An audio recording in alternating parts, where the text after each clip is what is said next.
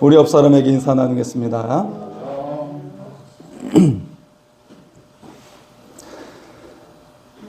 예, 이 아름다운 가을에 하나님의 사랑이 여러분과 함께 하심을 믿습니다. 예, 우리 자연을 보면서 하나님께서 우리에게 주신 선물을 우리가 느끼고 하나님께 감사하며 살아갈 수 있기를 소원합니다. 몇 년 전에 나훈아라는 가수가 그 노래 때문에 유명해진, 우리나라에 유명해진 철학자가 있어요. 바로 소크라테스이죠. 네. 그의 노래에서 테스 형이라고 노래를 불렀는데요. 소크라테스는 유명한 제자를 두었는데요. 바로 플라톤이라는 제자이고요. 그리고 그 두 사람의 계보를 잇는 사람이 아리스토텔레스라는 제자입니다. 여러분 혹시 행복하기를 원하십니까? 목사님 말하면 잔소리죠. 네, 여러분 행복하기를 원하시겠죠? 인간의 행복이란 무엇인가 라는 주제를 가지고 고민했던 사람들이 바로 앞에 있었던 철학자들입니다. 과연 인간의 행복이란 무엇인가? 예, 그 행복을 누리기 위해 가장 중요한 것이 있는데 그것은 바로 지혜를 얻는 것이라는 것이죠. 지혜를 가지고 살아갈 때 인간은 정말 행복할 수 있다는 거예요. 따라서 삶과 지혜는 떨어질 수가 없는 것이죠. 왜냐하면 삶이 행복해지기 위해서 바로 지혜가 함께 있을 때 우리가 행복할 수 있기 때문에 그렇습니다. 여러분 주변에 지혜로운 사람이 있습니까? 네. 그래서 내 고민을 들어주기도 하고 또 해답을 주기도 하는 그런 지혜로운 사람. 네. 무엇보다 가장 지혜로운 분은 하나님이신 줄 믿습니다. 그리고 하나님을 경외하는 사람들에게 지혜가 있는 줄 믿습니다. 하나님께서 지혜를 주시기 때문이죠. 여러분에게 하나님의 지혜가 임할 수 있기를 바랍니다. 그래서 여러분의 삶이 형통하고 행복한 삶이 될 수 있기를 소원합니다. 탈무드의 이야기인데요. 어느 날 랍비에게 제자들이 질문을 했어요. 랍비가 제자들에게 질문을 이렇게 했습니다. 얘들아, 진정 지혜로운 사람은 누구일까? 네. 제자들이 이제 손을 들며 이렇게 대답을 하는데요. 한 제자가 이렇게 말을 했어요. 랍비는 아마도 많은 책을 읽은 공부를 많이 한 사람이 아닐까요? 라고 대답을 했고요. 또 다른 제자가 이렇게 대답을 했죠. 아닙니다. 저는 어려운 문제도 금방 해결할 수 있는 똑똑한 사람이라고 생각을 합니다. 그렇게 대답을 했어요. 랍비가 미소를 지으면서 이렇게 대답을 했죠. 좋은 생각이야. 하지만 탈무드에서는 이렇게 말하고 있지. 지혜로운 사람은 모든 사람에게서 배우는 자가 지혜로운 사람이다. 진정 지혜로운 사람은 남을 판단하기 전에 내가 저 사람에게서 배울 것이 있는가를 먼저 생각하는 사람이다 라고 대답을 했어요. 그러자 한 제자가 장난기가 가득한 얼굴로 이렇게 질문을 했어요. 랍비님, 그럼 바보에게도 배울 것이 있습니까? 예, 랍비가 대답을 했죠. 물론이지. 바보에게 배울 수 있는 가장 중요한 교훈이 있지. 그것은 절대로 저렇게 살면 안 되겠구나 라고 하는 교훈이지. 네. 예, 성경은 잠언 1장 5절에 이렇게 말씀을 하고 있죠. 지혜 있는 자는 듣고 학식이 더할 것이요 명철한 자는 모략을 얻으리라. 예. 우리가 말하는 지혜는 단지 많이 아는 것이 아니라는 것이죠. 삶 속에서 끊임없이 배우고 그리고 내 삶을 돌아보면서 열매를 맺는 것, 이것이 바로 지혜라고 말씀을 하고 있어요. 성경이 말하는 지혜는 무엇보다 하나님의 뜻을 따르고 살아가는 삶의 방식이라고 말씀하고 있죠. 오늘 말씀에서 야고보는 진짜 지혜가 무엇인지 말씀하고 있어요. 그리고 그 지혜가 어떤 열매를 맺게 하는지 말씀하고 있죠. 오늘 여러분에게 하늘의 지혜가 임할 수 있기를 바랍니다. 여러분의 삶이 풍성하고 행복한 삶이 될 수 있기를 소원합니다. 오늘 말씀 첫 번째는 세상의 지혜와 하늘의 지혜는 다르다고 말씀하고 있어요. 오늘 말씀 앞에 야고보서 3장 15절 말씀에 보면 세상의 지혜를 땅 위의 것이요 정욕의 것이요 마귀의 것이라고 소개를 하고 있어요. 반면 하늘의 지혜는 완전히 다르다고 말씀하고 있죠. 하늘의 지혜가 무엇일까요? 자, 우리 17절의 말씀을 한번 보겠습니다. 17절입니다. 함께 읽겠습니다. 오직 위로부터 난 지혜는 첫째 성결하고 다음에 화평하고 관용하고 양순하며 긍휼과 선한 열매가 가득하고 평강과 거짓이 없나니. 아멘. 오직 위로부터 난 지혜가 바로 하늘의 지혜라고 소개하고 있죠. 그리고 하늘의 지혜는 성품과 연결되어 있다는 거예요. 우선 세상의 지혜를 살펴보면 자기 중심적이죠. 세상의 지혜의 목적은 성공을 향하고 있어요. 그리고 이 성공을 이루기 위한 방법은 경쟁을 통해서이죠. 내가 누군가를 짓눌러야 거기에 올라갈 수 있어 라고 그렇게 방식을 취하는 것을 볼 수가 있어요. 세상의 지혜는 이처럼 누군가를 이기려고 하고요. 다른 사람보다 더 높아지려고 하죠. 그러기 위해서 계산과 논리가 중심이 되는 것을 볼 수가 있어요. 반면 하늘의 지혜는 어떤가요? 하나님 중심적이죠. 하늘의 지혜의 목적은 하나님의 뜻을 이루는 데 있습니다. 그리고 하나님의 뜻을 이루기 위해서 그 방법으로 사랑과 순종을 실천하는 것을 볼 수가 있습니다. 자, 하늘의 지혜는 이 말씀처럼 보면 성령의 열매와 일맥상통한 것을 볼 수가 있죠.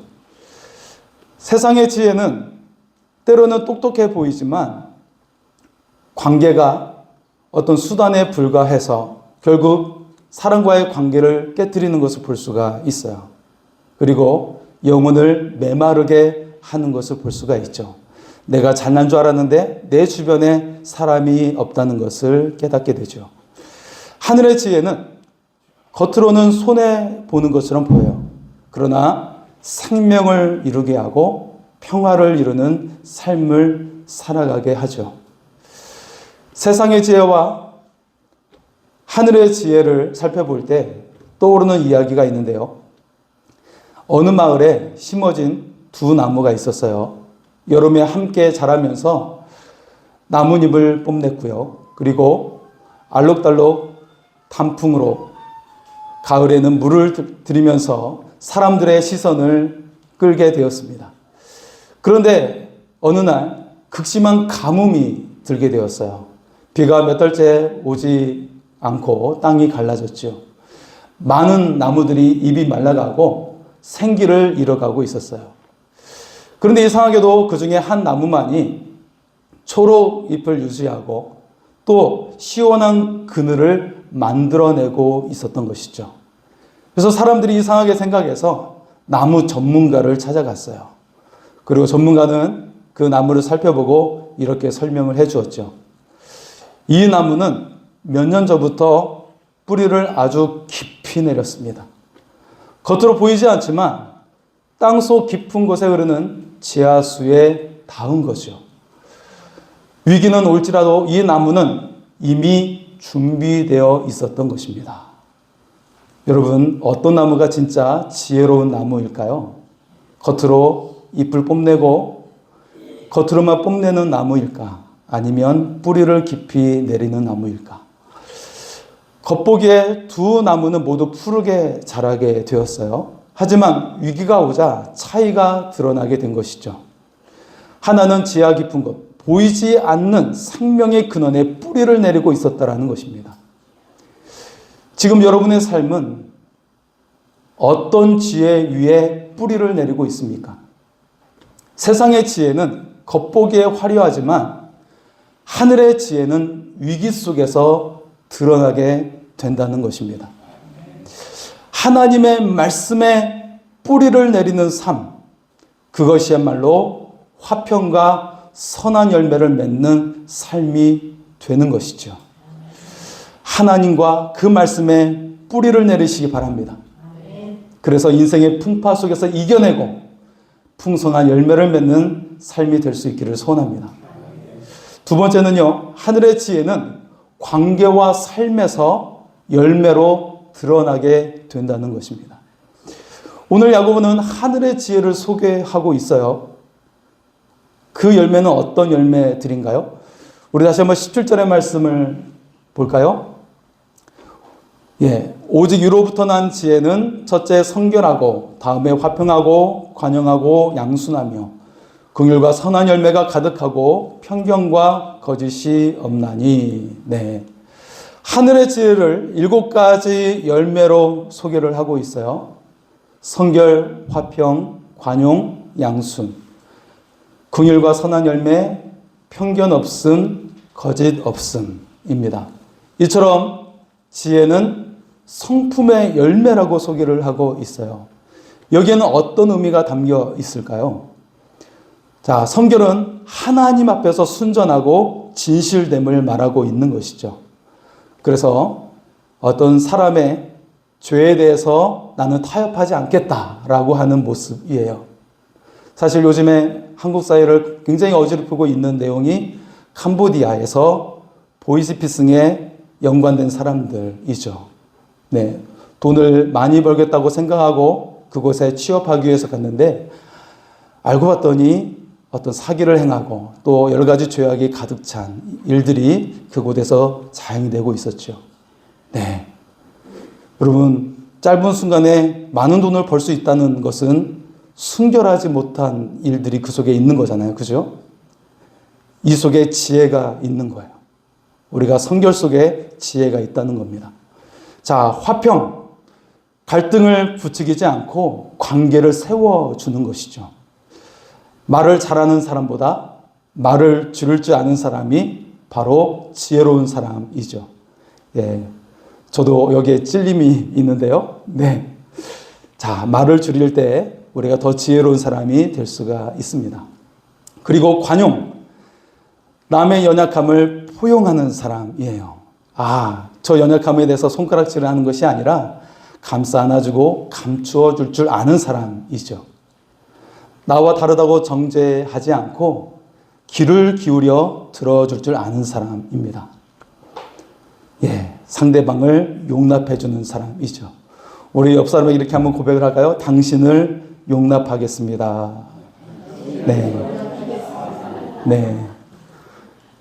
이미 용납해 주었던 사람들이죠. 그리고 양수는 권면을 잘 듣고 고집하지 않는 모습입니다. 말씀과 조언을 듣는 사람이 바로 하늘의 지혜를 들을 수 있는 사람입니다. 또 긍휼과 선한 열매인데요. 말이 아니라 행동으로 사랑을 표현할 줄 아는 사람이죠. 지혜는 감정이 아니라 사랑을 실천하는 거예요. 내 감정이 솟아나지 않는 데가 아니라 실천하는 사람, 사랑을 실천하는 사람이 바로 지혜의 사람인 것이죠. 또 편견 없음과 거짓 없음입니다. 이 사람은 정직하고 공평한 태도를 보이는 사람인데요. 이처럼 지혜로운 사람은 상황에 따라 바뀌어지는 것이 아니라 한결같이 행동하는 사람, 사랑을 실천하는 사람이죠. 이 모든 특성은 결국 관계에서 드러나게 돼요. 진짜 지혜는 내가 얼마나 똑똑한지가 아니라 바로 내 주변 사람들이 나로 인해서 평안을 누리고 있는가, 행복하고 있는가, 그 속에서 드러나게 된다는 것입니다. 여러분은 관계를 세우고 있습니까? 아니면 관계를 힘들게 하고 있습니까? 자, 탈무드의 이야기인데요. 한 청년이 랍비에게 물었어요. 랍비님, 하늘에서 가장 가까운 곳은 어디입니까? 저는 높은 산 꼭대기에 가야 하나요? 아니면 깊은 명상을 해야 하나요? 라고 질문을 했죠. 랍비는 청년의 눈을 바라보며 이렇게 대답을 했어요. 하늘에서 가장 가까운 것은 내가 겸손해지는 그 자리이다. 그때 하나님은 가장 낮은 자리로 임하셔서 내 마음에 지혜의 씨앗을 심으시지. 청년이 고개를 갸우뚱하면서 질문을 했어요. 그게 무슨 뜻인가요? 랍비는 미소를 지으면서 이렇게 대답을 했죠. 교만한 사람은 아무리 하늘 가까이 올라가도 하나님을 만나지 못하고 겸손한 사람은 땅바닥에 엎드린 그곳에서 하나님을 만나게 되지. 여러분, 하나님 하늘에서 가장 가까운 곳은 여러분 어디일까요? 놀랍게도 하늘에서 가까운 것은 높은 곳이 아니라 겸손의 자리라는 것입니다. 겸손은 지혜의 통로가 된다는 것이죠. 교만한 자는 지혜를 거부하고 겸손한 자는 하나님의 지혜를 받아들이게 된다는 거예요. 오늘 성령의 열매, 성품의 열매를 맺을 수 있기를 소원합니다. 사랑하는 성도 여러분, 겸손함으로 하나님께 인정을 받고 사람을 얻을 수 있기를 소원합니다. 여러분의 삶에 풍성한 열매를 맺는 삶이 될 수 있기를 소원합니다. 세 번째는 평화를 이루는 자가 의의 열매를 거두게 된다는 것입니다. 18절의 말씀 한번 볼까요? 18절입니다. 같이 읽겠습니다. 화평하게 하는 자들은 화평으로 심어 의의 열매를 거두느니라. 아멘. 하늘의 지혜는 평화의 열매를 거두게 된다는 것이죠. 평화를 이루는 능력이 바로 하늘의 지혜임을 말씀하고 있어요. 단순히 싸우지 않는 상태가 아니라 하나님의 뜻 안에서 조화를 이루면서 관계를 회복시키는 사람입니다. 여기서 심는다라는 표현에 영적 통찰력을 얻을 수가 있게 되는데요. 즉 지혜는 심고 자라게 하고 열매 맺는 시간의 과정을 요구하고 있다는 것입니다. 이 열매는 단지 나의 성공이 아니라 하나님의 의, 하나님 보시기에 옳은 열매를 뜻하고 있어요. 그리고 이것은 지속적인 시간을 통해 이 의의 열매를 맺게 된다는 것이죠. 여러분, 재흥구달이라고 하는 여성이 지난 10월 1일 91세의 나이로 세상을 떠나게 되었어요.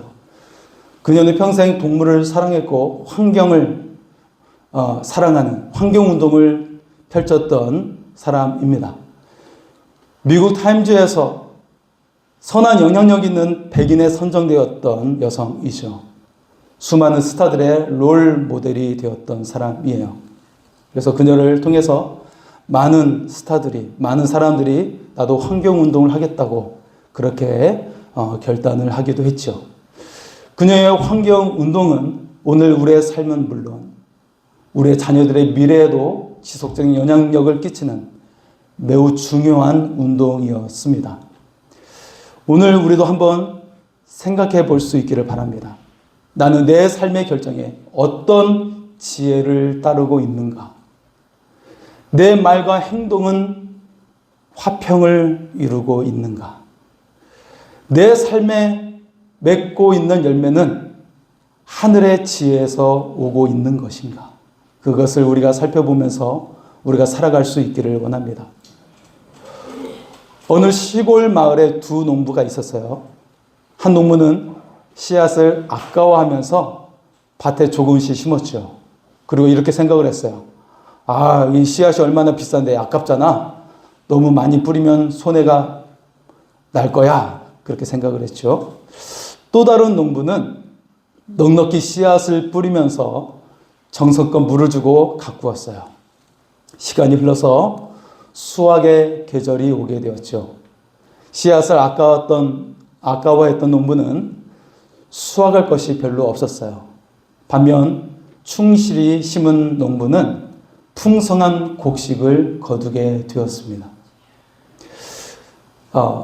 그때 지나가던 한 아이가 적게 수확한 농부에게 질문을 했어요. 아저씨는 왜 수확이 적나요?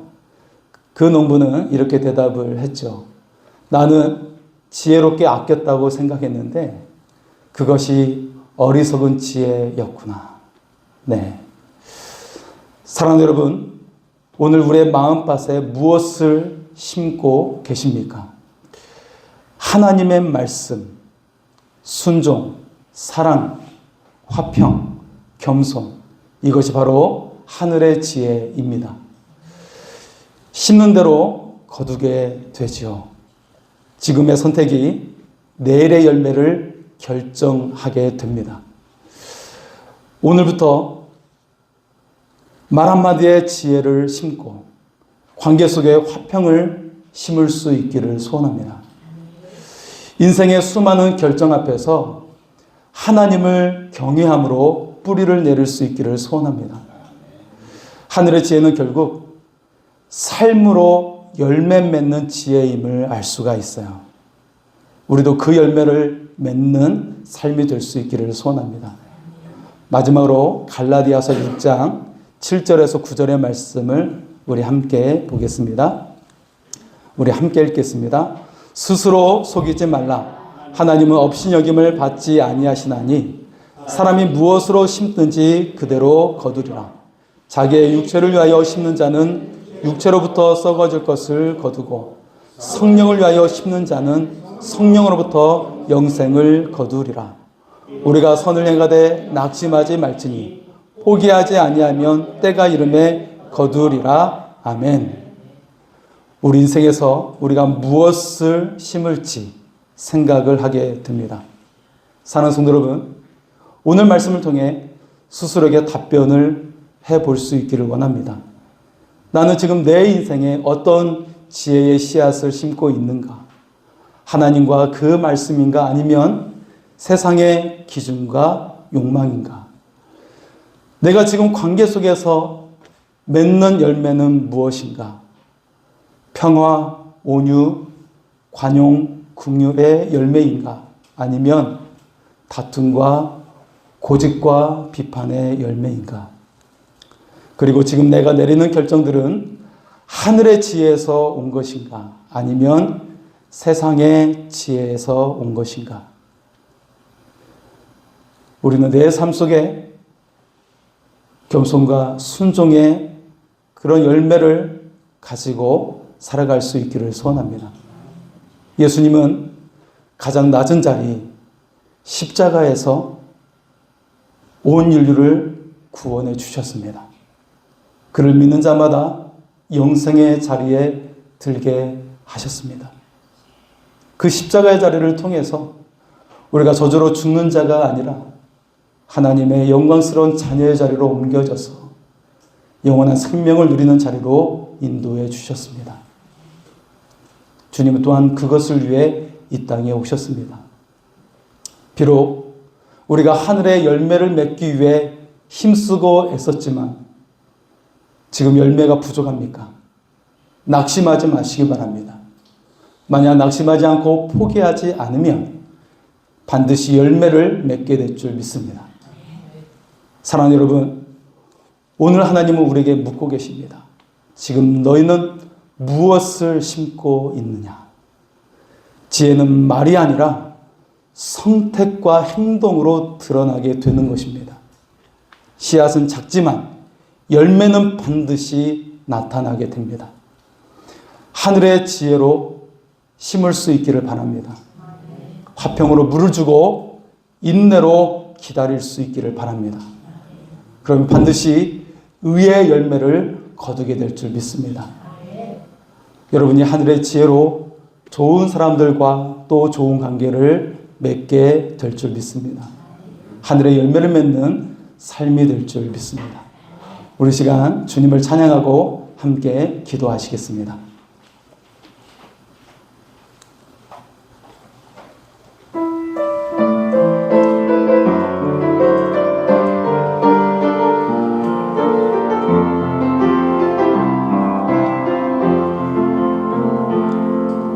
이 세상을 살아가는 동안에 나의 힘을 의지할 수 없으니 기도하고 낙심하지 말 것을 주께서 참 소망이 되심이라. 하나님의 꿈이 나의 비전이 되고 예수님의 성품이 나의 인격이 되고 성령님의 권능